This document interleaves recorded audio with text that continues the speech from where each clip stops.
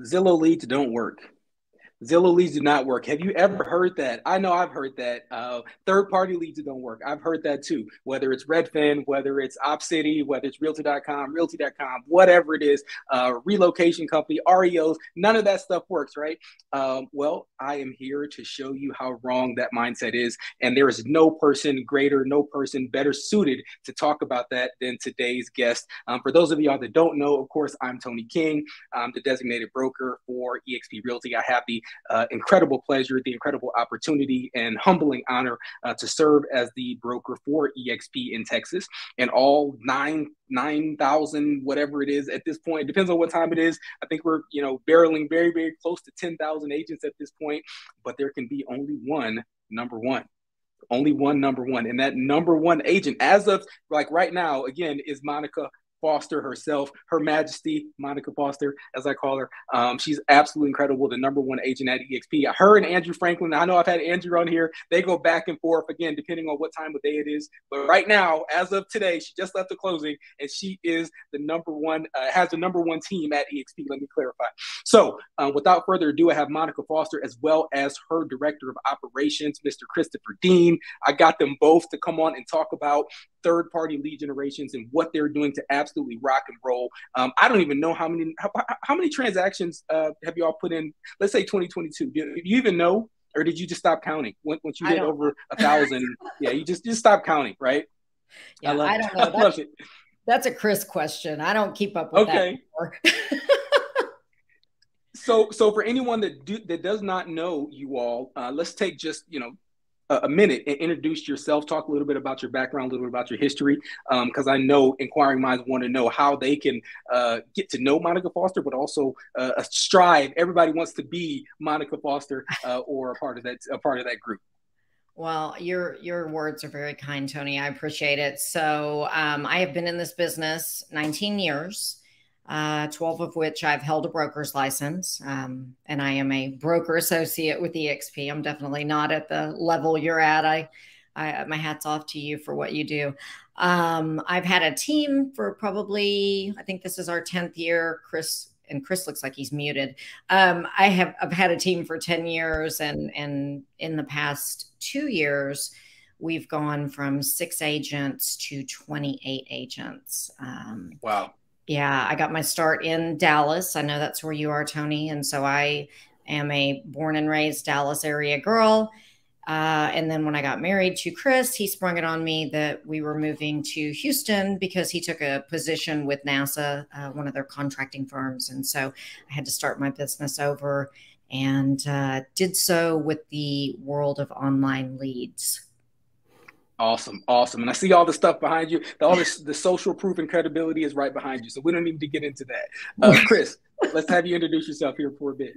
Well, I'm Christopher Dean. I am actually Monica's husband, as she told you. And as she also mentioned, I moved her here to take a job when I took a job at NASA.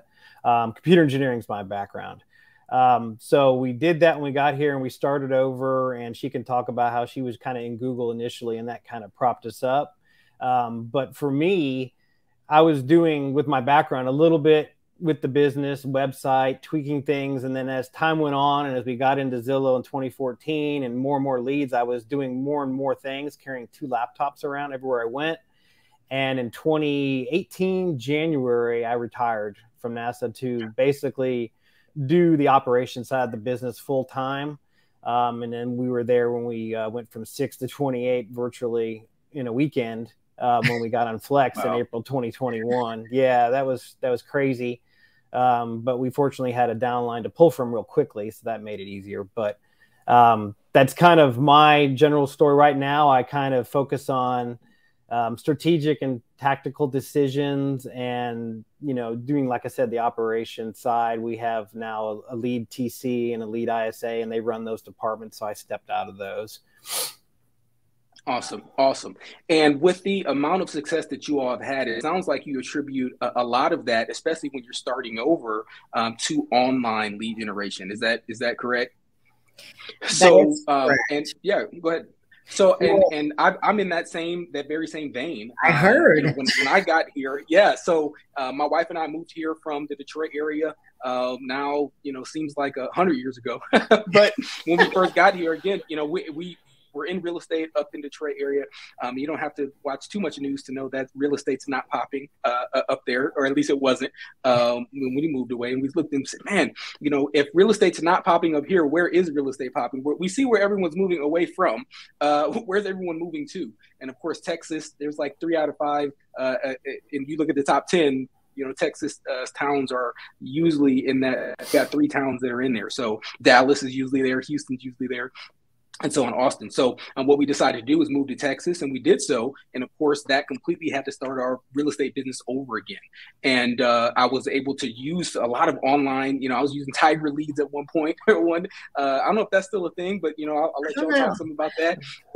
OpCity was one, of course, and of course, Realtor.com, I guess at the time, Zillow, Google, a lot of just online strategies to help build my business and pipeline, and quickly became the #1 agent at 2 or 3 different brokerages. And then ultimately #1 agent at my previous brokerage at one point, which was Redfin. And that's kind of their model as well, is giving leads to agents. So all that said, it is an incredible way to build your business, whether you currently got one, or if you are looking to kind of 10 exit, 100 exit, or if you're a brand new agent starting over. It's a great strategy to start over from scratch. So what was that process like, Monica, Chris, when you first, got to, let's say, Houston and said, all right, we need to build a business? So initially, when we moved here, mind you, I had no sphere here. I'm sure it's the same for you when you moved to Dallas. You just don't know anybody. So you're kind of strategizing and thinking, well, how am I going to take my business anywhere with no sphere when I've got all these major producers here in the area? And so I tried to run it myself for probably about 1 year to 2 years. And I was doing okay. I mean, I was, not doing the production I am now, but I was doing okay. And so finally, Chris decided to get involved. I don't remember what the catalyst was on that, but we started by doing Google PPC, so pay-per-click. Yep. Yeah. And that really, what I would say is that primed my pipeline, so to speak. But it wasn't until we got into Zillow as a premier agent, I think back at the time, and Chris probably remembers better than me, where my business really took off. I had so much business as an individual that I was actually turning business away because I had only so much time. When you're an individual with no assistants and you're closing 81 transactions a year, that it's a lot. I mean, like, you have no quality of life. And so Chris decided to get actively involved, and that's where it took off. It was for my own sanity. Right. I get it. And wallet. So, yeah. Well, and I'll add to that too, because when she talked about Google, when we started doing that in 2010. Nobody here in Houston, in our area, Clear Lake anyway, was doing that. No one even really had websites. They had, up in Dallas, you didn't have a public portal like they do down here. And so they were just using their CAR, which is the MLS pages, and they didn't have we had a website because in Dallas you had to have one. Netris didn't, there was no public portal for it. So we had it already. We had IDX, and Monica was already doing some Google already on her own. And I kind of just saw what she was doing. I'm like, we can do better here. And I took it over. And so we really kind of took advantage of a time when no one else was doing that. And so we got to jump on it, and it got us in front of a lot of people. And even when they, some coach, or I forget who it was, presented at a conference in Galveston and brought on how to do Google, and our name kept popping up for everybody. So all our competitors saw what we were doing at that time. But, knowing what someone does and being able to duplicate it are 2 different things. So it really got us to where we really kind of got us going to 2014 for Zillow. And I remember, Monica asked, I remember well. Yeah, I remember well, because it was October 2014, and we had to spend $10,000 a month. And that at the time was a gut punch for us, because, you don't see that return for 3 months minimum usually. And that was a lot of money, back then for us in our business. I don't remember what level of production we were at the time. I can't remember what the volume was way back then, but a lot lower than it was. So $10,000 was a lot, but it's one of those things you have to spend a lot to make a lot. So like, you can spend 10 and double your money, but you're not going to spend 1,000 and get 6 times the return. And we got that pretty good return on Zillow for about a year until they merged with Trulia. And then it got really, really tight. And that that really separated agents at that time, because you had to know what you're doing, because the margins became really, really, really thin in 2015 and October after that merger. Yeah. Yeah. So let's talk a little bit about, y'all built a team. How many are on your team right now? On your actual team? I think 28. I Something like that. Yeah. It's like, we don't even know anymore. Looks like 29. So yeah, 28 or 29. That's a good problem to have.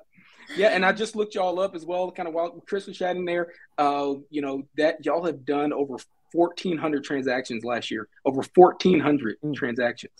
Yeah. Well, not last. That wouldn't be last year. No, I mean, we did 650 last year, but over the last couple of years, we did that. Maybe that was Andrew's production. No, I don't know. I don't know. Well, that's what we're tracking. So that said, I'm curious to know, when you're looking at bringing on a new agent onto your team, right? What are maybe some of the misconceptions, or when you explain kind of this business model to them of, all right, hey, we're supply you with leads, and do y'all get complaints about the quality of the leads? I mean, that's one of the things that I hear all the time. So I'm curious to hear y'all's perspective on that, and how do you respond to people that talk about the quality of either the Zillow leads or whatever leads that you're providing? Well, we always try to tell them it's a numbers game. It's not like working your referral network where you have a connection to these people. They don't have a connection to you. They don't know you from the man on the moon. And so essentially you have to be everything to each one of these leads and build that rapport with them. And so, yeah, are some of them bad, and are some of them not loyal? Absolutely.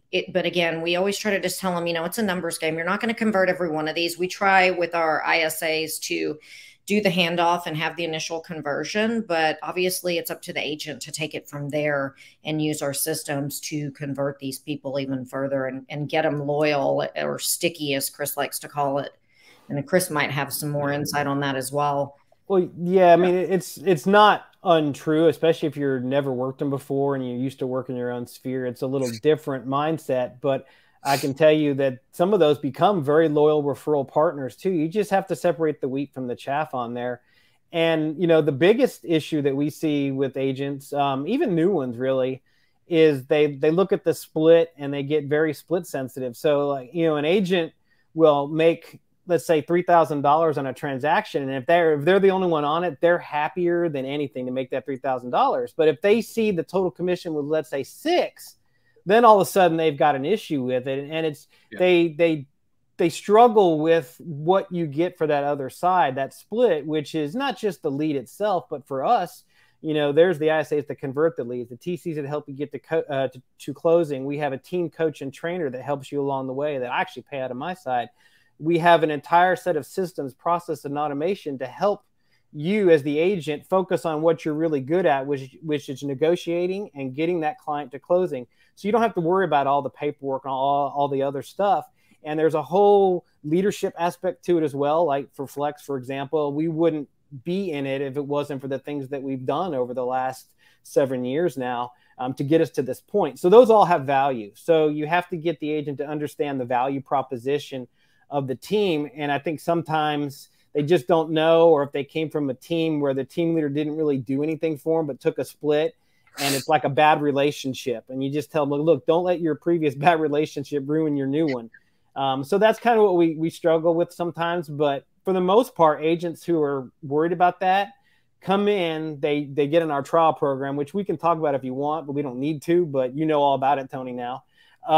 They can come in on that one and kind of try it first to see how they like it. And then they usually realize, oh, wow, this is good. This is, I'm doing a lot better than I did on my own, even with splits. So they like it. And that's usually how it goes. So if I'm hearing y'all correctly, and that is that when you're hearing those complaints, your primary response is, hey, what are you doing with the leads when they come in, right? And it's more about what happens behind the scenes. What are the systems, strategies that you have in place to take advantage of those leads, and then also focusing on what you're getting, right, and what the output is. You could be, yes, you got $3,000, and the way that I've perceived it is you actually got paid to get a client forever. Right. Mm-hmm. So I'll circle back to a couple of those things, but I first want to talk about what are some of the automation or the automated systems that y'all have in place and that y'all empower agents with? I'll definitely take that That's one. all Chris. Okay, hence my background. And I'll caveat this too by saying some of these things, you know, I've done manually. Some of the CRMs can do some of the stuff depending on how the lead comes in. But, you know, what we've done with the automation that CRM struggle with is we can time things to be dynamic. So they can, instead of like a CRM that says reach out every day, reach out every 3 days, 5 days, whatever, we can do it like, hey, reach out 3.5 hours this time, reach out, 5 hours this time. And we kind of have automation that does primarily two things. It really specific for Zillow too, even though it's not our only lead source, we do a lot with them, obviously, that we kind of sync things up with what Zillow does. So for example, they send out customer survey satisfaction surveys to the client at known times, right? But it's all relative to when the lead comes in. So we sync up our own automation, and it's actually goes out as Monica. They think it's Monica, but it's really not. Checking in with them, making sure they got the survey, making sure they've been helped. We have one that comes like an hour after they get assigned. Hey, did you connect with so-and-so agent on the team? Is there anything you need? Just a lot of stuff to really make them feel like they've been taken care of and are working with you. We also have to do some things because the ISAs take the calls and they're working with the team, not an individual agent specifically. So we have to make sure they understand it's the whole team you're working with, not just one of the agents. We have a whole bunch of players there. And we do a lot of automation also to help the agents keep in touch with the leads, online leads, as you kind of talked about being bad. It's not that they're bad. I mean, some are obviously disloyal, but they're also, I don't know what the word is, maybe distracted. They ghost you a lot because they don't pay attention to their calls. They don't pay attention that they got a text. Maybe it went to unknown senders. Email go to spam all the time. We don't even honestly bother with emails anymore. We just text. But we do these extra things from different ways to kind of reconnect. And a lot of those check-ins that we do that come from Monica, we'll hear a lot of times, I haven't heard from the agent. And then I'll go and ask the agent and I'll see where they reached out to them and they didn't respond for whatever reason, and we reconnect them. So it helps keep our conversion rate up. It also helps with nurtures because I'll reach out on their behalf because we get so many leads right now. I think we're getting just with Zillow 500 connections a month. And when you have that many in this environment that we're in with this market where affordability is an issue, it's not like 2 years ago and even last year where people were, you didn't have real nurtures. People were right now, immediate, buy. They might not win the multiple offers, but they were buy. Now people are like, oh, wait, I'm waiting to see what the market does. I'm waiting for rates to come down. So these nurtures are just building up into these huge snowballs. Yeah. So the automation helps the agent stay on top of those nurtures. Because with like Flex, for example, they hold us accountable to a whole set of metrics. So like I tell the agents, if they're going to hold me accountable, I'm going to hold you accountable. And the automation just helps them so they can kind of focus a little bit better. There's, that's just one part of it. I mean, there's 200 workflows we use for various parts of the business. But for this particular topic, it all really is about converting that lead, keeping that lead sticky, and so the agent can get them to closing. And we have a lot of automation that TCs use too to make that experience as good as possible as well. Awesome. So let me ask you, you packed a lot into that answer. So I'm gonna pick some pieces I tend to do that. So the first thing I want to talk about is this notion, and this is, again, is something that I personally use and I can validate. Not that y'all need my validate. I mean, y'all are killing it. But the point is, text over email, right? As that relates to your conversion rate. Can you unpack that a little bit, and what made you decide to switch from the email automation? Because that's an easy thing. Everybody's CRM's capable of that, and that's an easy thing. But when you shifted to text messaging as opposed to the email stuff, and now you don't even email at all. So can you talk a little bit about the mindset behind that and how much you saw your conversion rate shift when you started texting over email? And I don't know that I would say, I saw the conversion rate shift per se. Well, and we still do some of the emails just as a backup, or for people who don't have phone numbers, they don't give us phone numbers. But what it was is we realized that people weren't responding to the email. So for example, like my check-ins I mentioned to you, those go out as a text and an email. Introductions to the client, like here's your agent, here's your staff, you're going to email and text. And I was seeing that nobody was responding to the emails. They were all responding to the text. And so it wasn't even so much that people would say, I never got your email or whatever. I just noticed that we weren't really getting anything with the email side. Everyone was answering the text all the time. So I was like, well, then why focus on emails? And we know that email delivery has gotten harder and harder. Even texting now is becoming a little bit of an issue. We have to register our numbers with the cell providers now and stuff like that. But emails for years have been kind of getting tougher and tougher to get through. So I didn't want to rely on them to any great degree, especially, and everybody should be aware of this, a lot of people use the free email services. Google's not as bad, but like the Yahoo ones and, you know, AOLs and the MSNs and all those ones are gotten, yeah. Who's still using Hotmail and oh, dude, Yahoo we used to I saw one with Netscape.com and people. Oh my gosh. Wow. What has happened is they have gotten so bad with spam that they've gotten so draconian that even legitimate emails can't get through, or a consumer will get confused. And this has happened more than once. Mark our legitimate communication as spam, that they're working a deal with us, for example, and they mark it as spam. So then we have to go try to get it, you know, make sure it gets removed, make sure there's no blocks, and we have to kind of apply and say, hey, no, this is legit. And it just is so much hassle that we just decided, not that we gave it up, we just don't focus on emails anymore. Texting for now seems to be the better way to go. We also use the messaging app that Zillow has for the Zillow leads, because that's internal to their system, so there's no blocking there.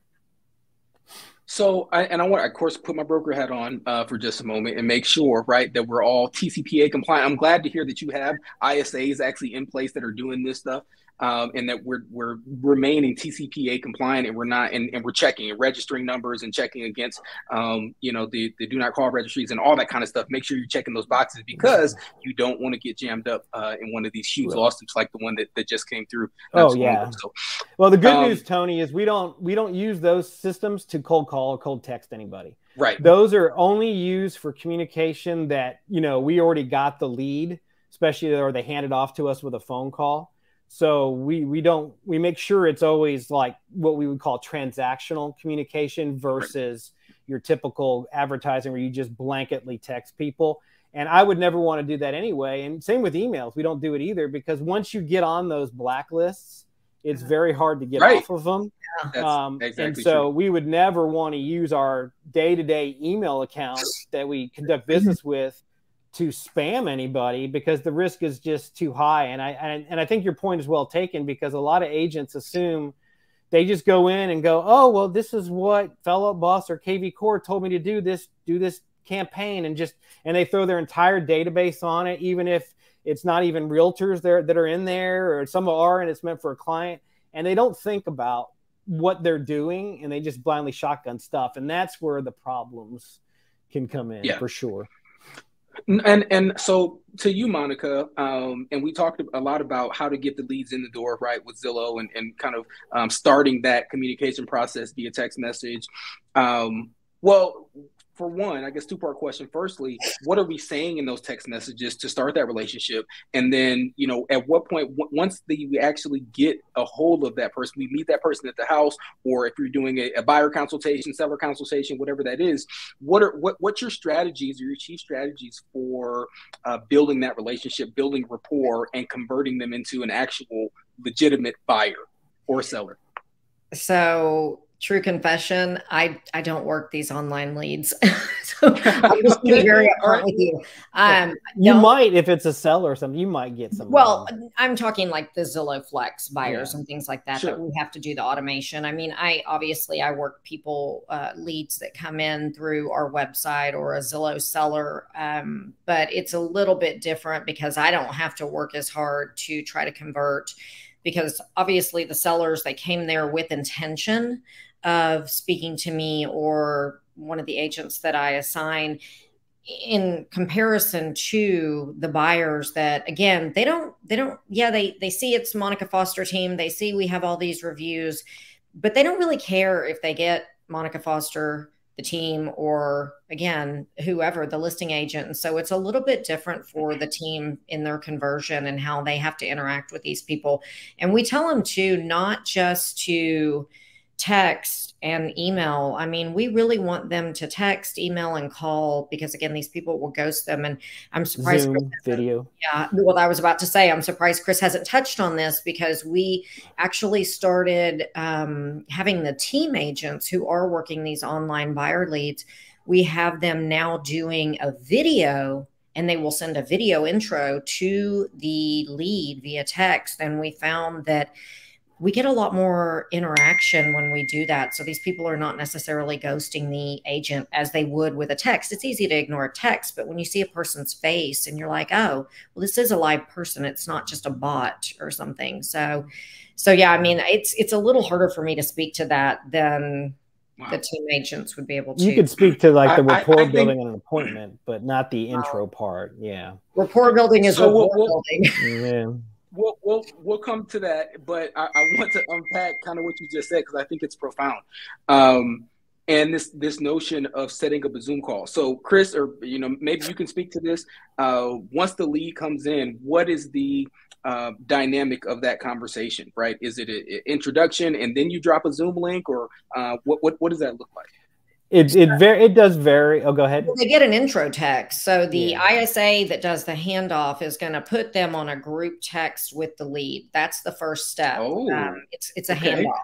Right. That way the agent, they see the number there. They've been communicating with the ISA. That way, again, going back to how difficult it is, not only for emails, but also with cell phones these days, because, you have that spam blocker setting that you can do. And so sometimes your texts don't get through, but when they've communicated with that ISA, they do a group text and do the handoff. Now, at that point, each individual agent on the team is going to have their own process. I know Brittany, for example, likes to do buyer consultations, whether they're via Zoom or in person. She will try to get them in person, find out what their hot buttons are with regard to buying a property, just all the different things, and also build that rapport. So I know some of the agents are doing the buyer consultations initially before going out and showing the home. But unfortunately, with online leads, especially if they're like a Zillow tour request, we don't have the luxury of doing a buyer consultation up front. And so they unfortunately have to build that rapport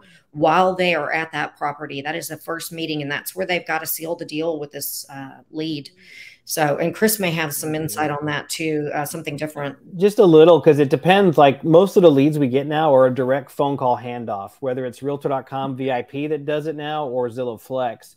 So for those, the ISAs are introduced by the corporate partner with the lead. So they're already talking to them. So the intro for them is mostly just, hey, I'm pairing you with so-and-so, like Brittany on the team. I think she's the best one to be able to help you. And so they just kind of set the handoff on the stage. And that's why we do the video too, so they see she's a person.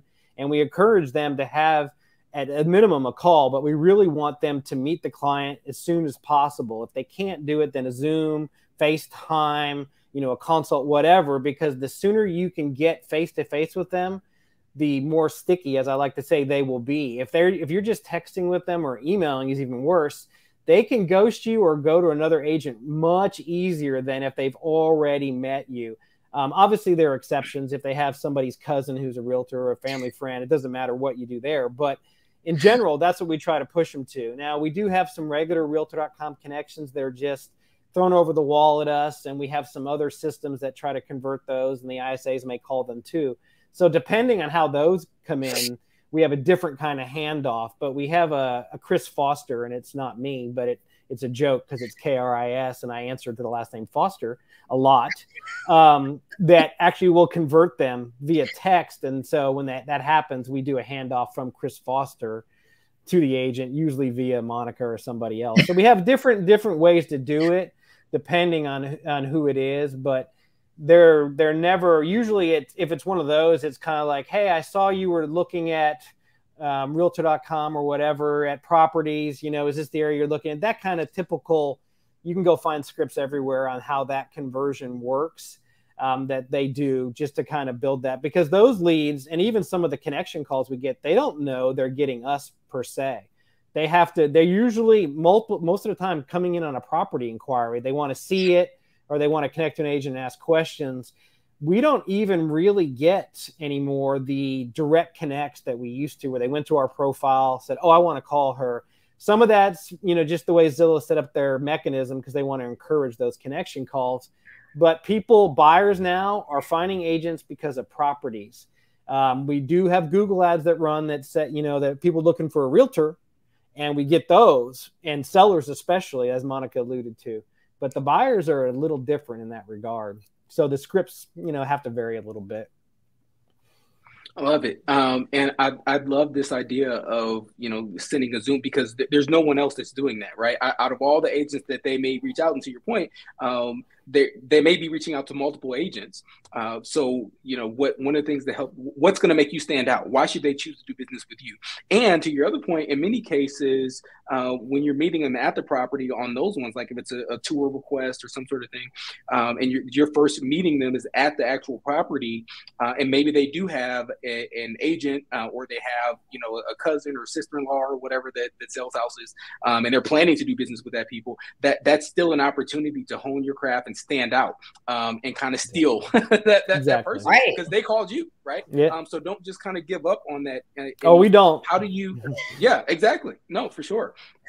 So no, I think that's absolutely incredible. What can you explain for anyone on the call that doesn't really know the difference in between the levels of? And I know you don't work for Zillow. I know you don't work for Realtor.com or any of those things. So from the agent perspective, what's the difference between the different packages and the different I guess provisions that they provide in terms of leads? You mean like, flex versus yeah, right? Okay. Premier, yeah.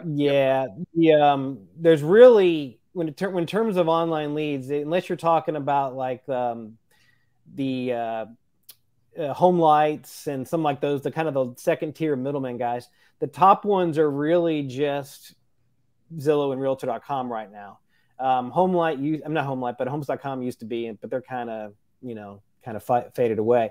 So of those two, you really have with Zillow, you have your market-based pricing, which is the pay per lead that they've had for a long time. Yep. And then you have Flex, which is referral-based, which is invite only. And again, as you said, I can't speak for Zillow, but their belief is that rather than have hundreds and hundreds of payers who, credit cards default half the time, or they constantly go in and out and they've got to sell more leads to people, they rather have just a smaller subset of agents, usually bigger teams, that they can get referrals from, that they work with very closely and can really kind of hone that team. And I will give Zillow credit, they really make you run it like a business. You have to, because you can't be successful in Flex without it. So with Zillow, those are the two levels there. You can pay if you can get into Flex, then you get invited. With Realtor.com, they have three different main mechanisms. You mentioned one, OpCity, which is the company they bought to do referrals for leads. And I jokingly call it Lord of the Flies, because you have to start at the bottom and work your way up to prove to them that you can close deals. Whereas Zillow kind of did it differently. They just kind of monitored you when you were paying for a while and over years, and kind of invited you in and did it that way, so you didn't have to start at the bottom. We don't really do OpCity too much because it interferes with Zillow and others, because you'll have clients come in through multiple platforms, and you kind of get stuck with being on the hook for multiple referral fees. And, Zillow, we could, not pay them, but then we would hurt our metrics. So I don't want to ever be in that position. So we just do Realtor.com, which is their Connections Plus, which is pay per lead. That's very similar to market-based pricing that Zillow does. And then they also have VIP, they call it, which was supposed to be for brokers, but apparently also for top producers, big producers too, where you can buy an entire market, a zone as they call it. So for here in Clear Lake where we are, we bought all of Zone 1. So we have it all. And they send connections to us via calls, just kind of like Zillow does with their market-based pricing and Flex connections. So that's a little different. That one is also one that harder to get into.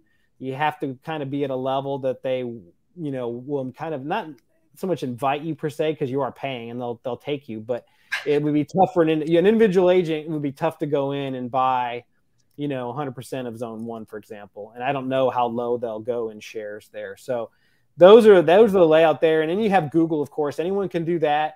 You can do Google ads. You can do Google local services now, which is basically their version of Yelp. And I kind of like it better because the review system is a lot better than Yelp is. And those are kind of the major ways. You got, of course, Facebook, social media. I'm not quite as hip on that because we've done it 5 different ways now, and we get a lot of leads, but not a lot of clients.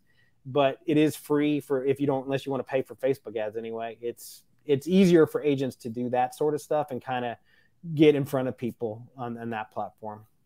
Yeah. And for anyone as well, I mean, I had Stephanie Stone on our podcast not too long ago, multiple time icon. She's incredible. She talked about some of the CRMs and some of the KV core stuff where you can build your own Facebook things and funnels. Right. And she talks about, she does like 5 minutes and it's a hugely valuable 5 minutes. So anyone that is getting value out of this, make sure you go check out that Wednesday Wisdom as well. And she does go into Facebook and how to use your CRM to do some of that stuff.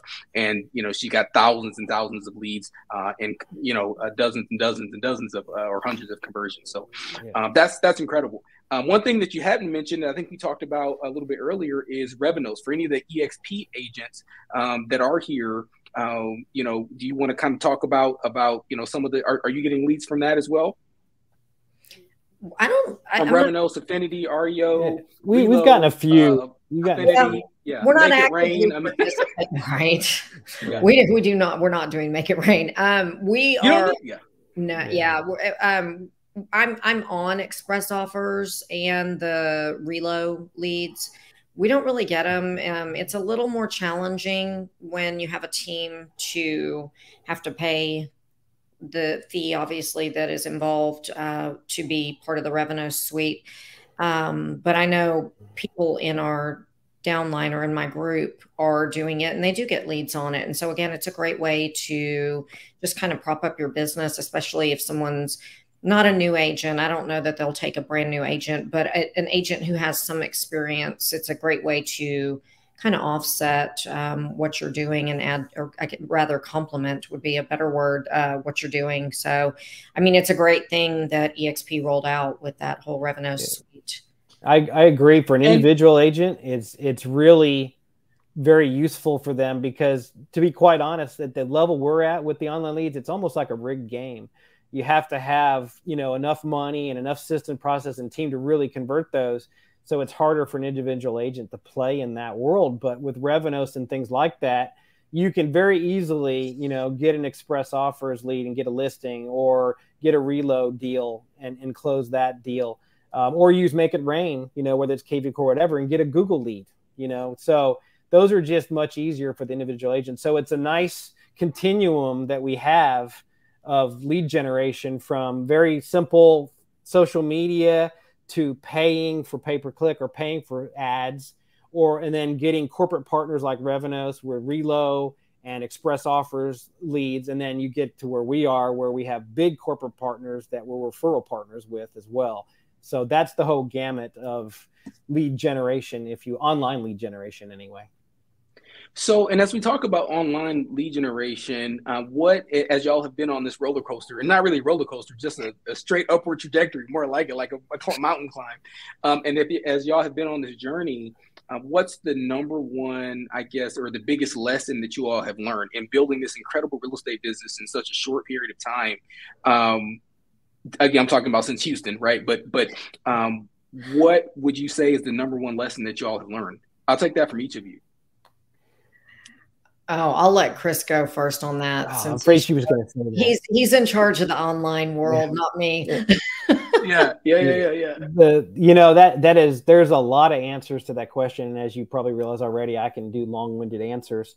If I had to guess, it kind of like the lesson would be, you really have to be committed and be willing to hustle and really treat it as a business. I mean, I see a lot of agents who kind of do it as a hobby, or, they don't really, they just want to get in and make some easy money.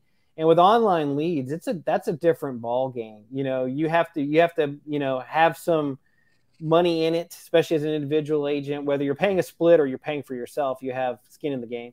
and you have to have a good time management, a rigid follow-up process. You know, whether the team's helping with that or not, it's immaterial.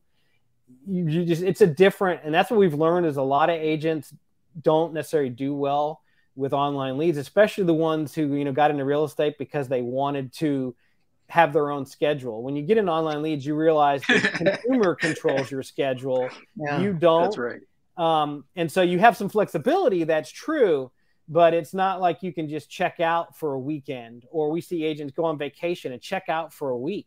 You can't do that in the online lead world. You just can't. So because they move on. Yeah, they'll move on. They'll ghost you, drop you. And then as a team leader, you lose money, and you just can't have that. So the ones that have really prospered in the online lead world on our team are the ones who've recognized that, you know, it's a volume play. You know, I tell everyone, you know, don't try to game it, because you don't know, no one wants to waste their time, right?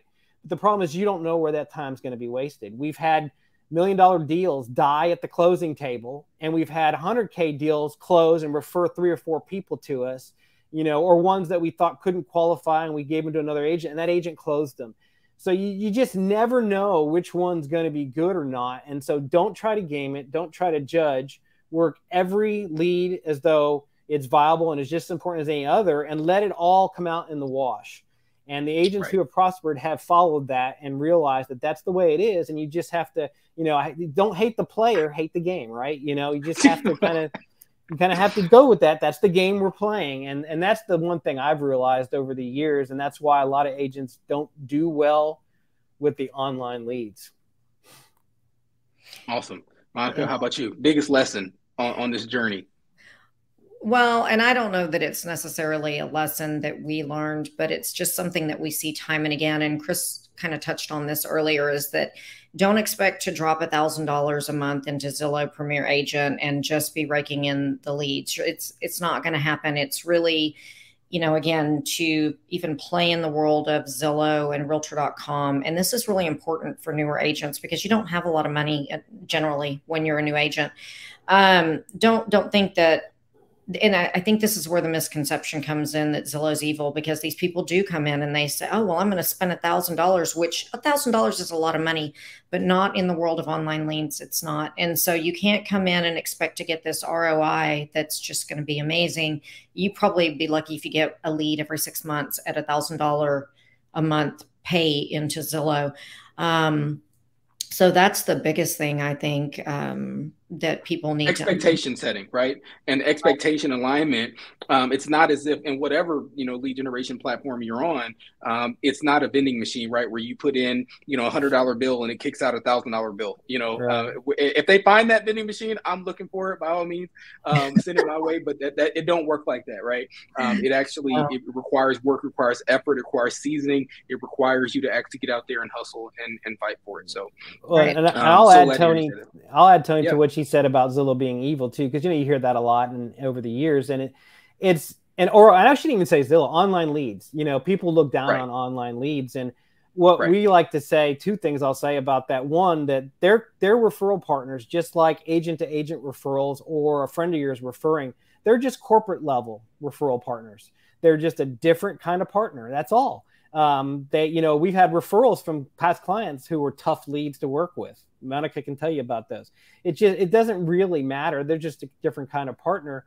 And I forgot what I was going to say on the second part, but the thing about the I can't remember what I was going to say, so I guess we'll move on that one. But well, and I was, as you like to do, Chris, this is our little back and forth banter, by the way, Tony. He always likes to interrupt me when I'm talking. That's what 19. That could be my house too. Yeah.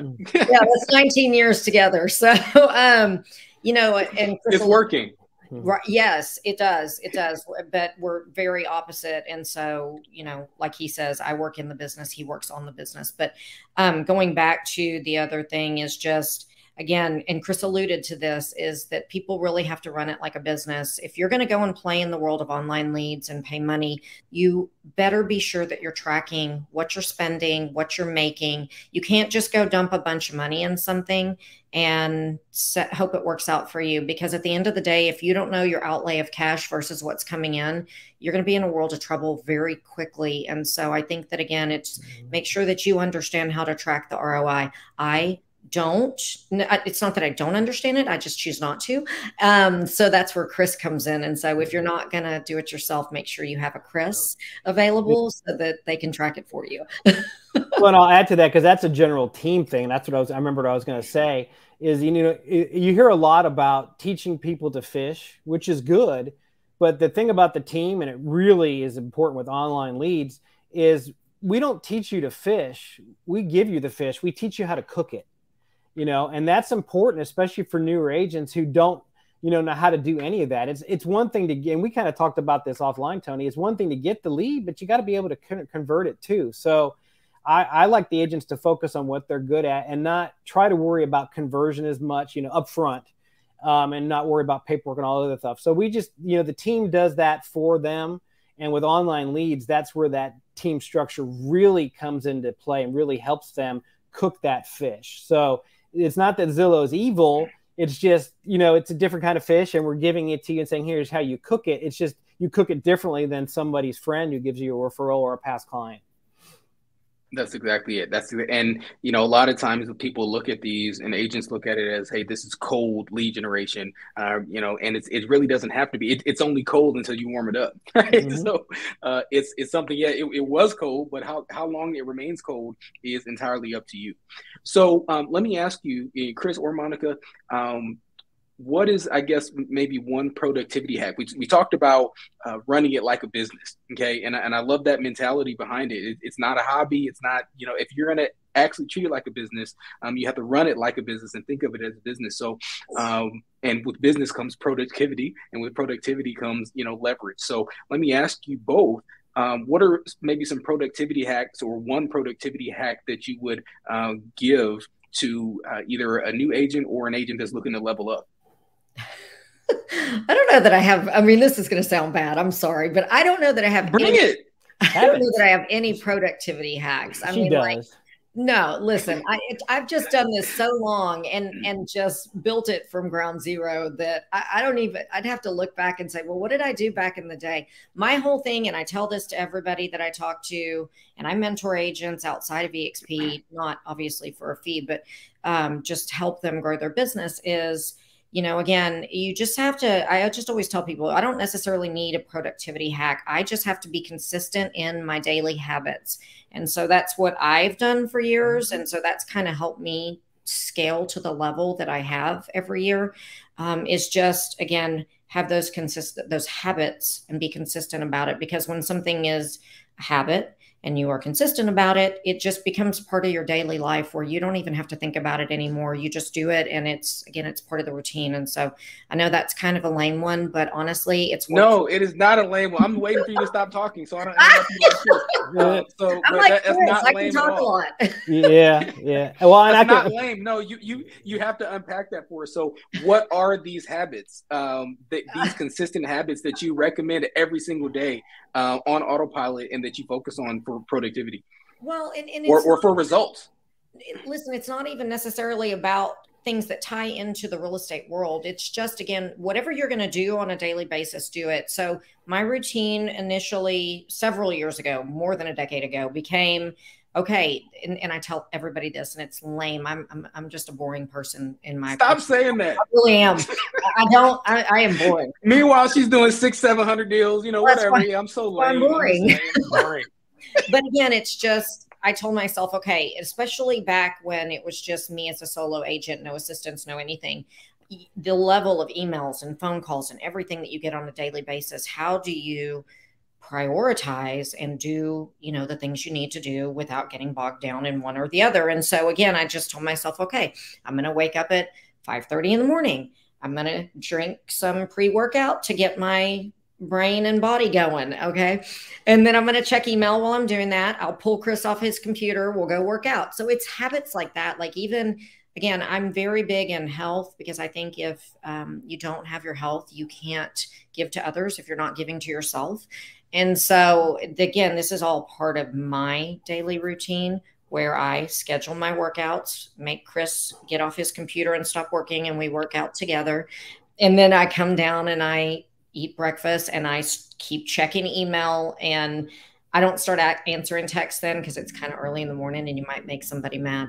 But so again, those are the kind of habits I'm talking about, is just blocking out time, not only for myself, but also to kind of incorporate going through the email. So I try to take it bit by bit. But when I was an individual, I would come out of a listing appointment and I would have 35 calls I needed to return on my phone in just from 1 hour. And so again, for me, this is where an assistant came in very handy. We had to remove my number from online because I was getting so many calls, hundreds a day. Remove it from online and pass that off to an ISA or an assistant. I mean, I know some people don't need a full-blown ISA, but just an assistant, somebody who can help them return calls, maybe answer emails, as long as they're licensed, obviously, things like that. I mean, it kind of is a productivity hack. Yeah, I was going to add I love to that. And I love the fact. No, I love the fact, Monica, that it's not just you, right? And without even saying that, what I've noticed is you're talking about ISAs, you're talking about Chris, you're talking about other individuals that you're working with. It's like the old quote, right? If you want to go fast, go alone. You want to go far, go together, right? And go with someone. So I love that that thought process and that mindset of, hey, who can I take with me to help carry the load? Chris, sorry to cut you off. No, you're fine. And mine is almost kind of the same answer, because I do get pulled into those workouts. So she's my accountability partner there. But, where where we pass off stuff to assistants, or she does, I do it with automation so that I keep taking stuff off of my plate. I keep joking with the staff that I'm trying to automate myself out of a job. And that's what I tell them all, is I'm trying to automate myself out of everything. And over the years, I've automated more and more stuff out, or I filtered things out, distractions, spamming, whatever. Since we control our own email server, I can redirect emails anywhere I want them to go. I can bounce them myself. Things like that to keep it where the agents can stay focused, and so can I. And, because Monica gets hundreds of emails a day, so do I. And it just gets to be too much and overwhelming. So use automation, use the AI tools too that are all the rage right now, to basically become, we won't get into that. We don't have time for a whole other that. podcast. We got like 5 minutes left. Yeah, brother. That's a whole other podcast. But that's, to me, automation is a big productivity hack, because you hear a lot of people saying, if you don't use VAs, virtual assistants, you're at a competitive disadvantage. My goal is to basically put the VAs out of business. I have one. We use one for tools like Zillow right now that I can't automate into.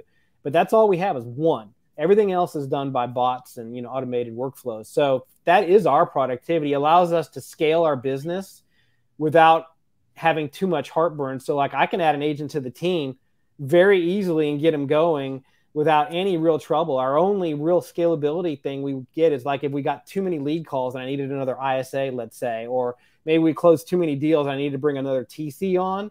But we also try to make sure our team is self-directed, where the ISAs can go do real estate deals if they need to.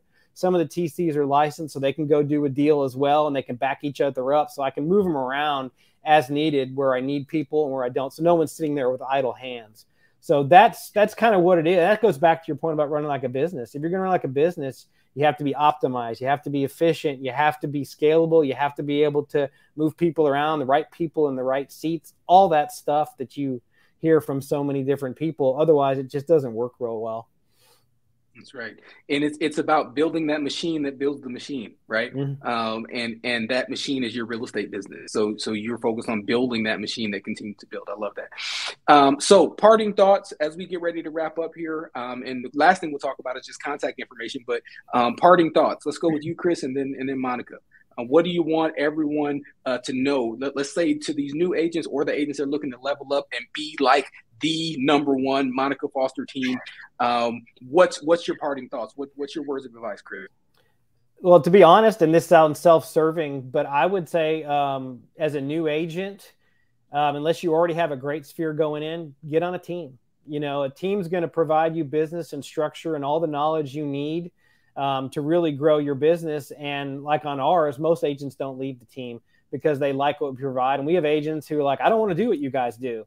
So I just want to get the lead and close them. And so that's what you want as an agent, because it's really hard to do it on your own these days, especially in this market.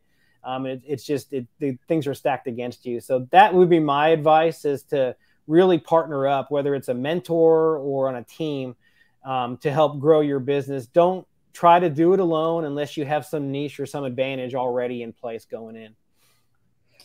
Yeah. Monica? Well, and I think that what Chris just said is actually really good, because a lot of people have an aversion to joining a team. And I understand that, obviously. They don't want to lose their identity, but what they don't realize is it's very hard to do it on your own, and especially right now with the market. And so joining a team, yes, you're going to lose your identity, but again, my team agents make orders of magnitude or earn orders of magnitude more money than an individual agent. And they're okay with not having an identity, because again, at the end of the day, it's just about helping the client and providing for their family. I think the biggest thing, though, for me is, if you're not going to join a team and you want to be an individual, don't do what I do, which is wait too long to bring on an assistant.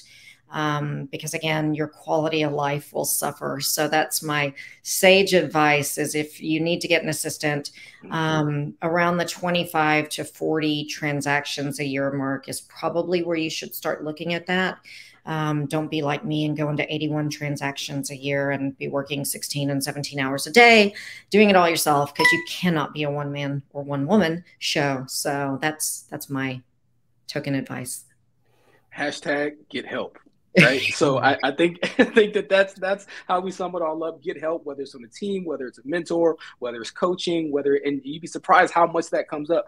And typically, on these calls, I think you might be one of the first ones to kind of talk through teams. But in many cases, we're talking about coaching, we're talking about mentoring, we're talking about whatever you need to do to get yourself some help to get to the next level. Michael Jordan, LeBron James, whoever you think is great and incredible, would be absolutely nothing if they were playing by themselves against five. Right now, sometimes arguably it seems like they are, but that's for another conversation, right? That's it. Well, hey, we got Kyrie, by the way, in Dallas, so we're excited about that. All that said, I'm so excited to have been on the call with you. Thank you for everything that you all do and that you all have shared today. Don't forget to like, share, subscribe. Monica, Chris, where can folks reach out if they want to take your advice, if they want to team up with you? And you've mentioned, you've got folks making multiple six figures that are on your team. So that blows out any of the conceptions like, oh, you're going to make all the money and we're not. If someone wants to, partner with you, how do they get a hold of you? I think the easiest way for me is to chat me on Workplace, which, like I tell you all the time, Tony, oops, sorry, I'm a little bit slow on this.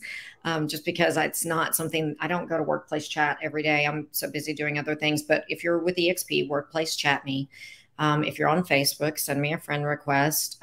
Email is good for me. Phone calls don't necessarily work for me in the initial communication, simply because, again, I get a lot of phone calls and I'm usually on appointments or other Zoom meetings with people. So, but my email address is monica@realtybymonica.com. Awesome. And for me, Chris, if you want to read, you can, if you're interested, like in the team stuff, we have careers@realtybymonica.com that you can email. You can also call 346-202-7307. That's our ISA staff. They'll answer, and we get a lot of agent calls through that. You can email me directly at chris@realtybymonica.com as well. If you have questions, even beyond if you're not interested in the team, if you have other questions, you can email me there. I don't, like Monica, don't take calls too much, but you can text me at 409-370-1153, and I'll usually respond to those as well. Wonderful, wonderful. And for y'all know, EXP agents hit me on Workplace chat. Everybody else hit me on LinkedIn, and Tony D. King. So it was wonderful. Again, thank you all so much. Thank you, Monica. Thank you, Chris. Everyone that joined us today. I see the chat lighting up. Thank you all for logging on today. And we wrap it up the same way we do every day. You're right. All right, whether you believe you can do everything that Monica and Chris just laid out for you, or whether you believe you can't, either way, you are right. Monica and Chris have shared with you how they built an incredible, I don't even know how much I sign all the paychecks around here, so I should know, but they're making a ton of money in real estate, and it's incredible that they decided to come on here and they agreed to share a little bit of the behind the scenes, a little bit of behind the curtains on how they did what they did. So hopefully y'all found value in this. Like, share, or subscribe this to our YouTube channel, and we will see you next time. Have a wonderful, wonderful day, a great Wednesday, and a great week. Thanks, Tony. Thank you. Thank y'all. Bye. Bye. Bye.